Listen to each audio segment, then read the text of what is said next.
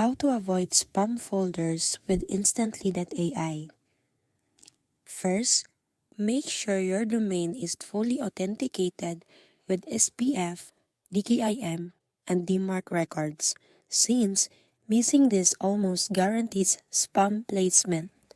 Next, warm up your inbox gradually so they build trust with email providers because you start sending at scale.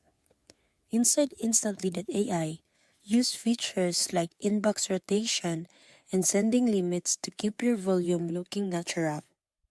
On the content side, avoid spammy trigger words like guarantee, $3, or urgent, and instead keep your subject lines short, clear, and human. Personalization is key.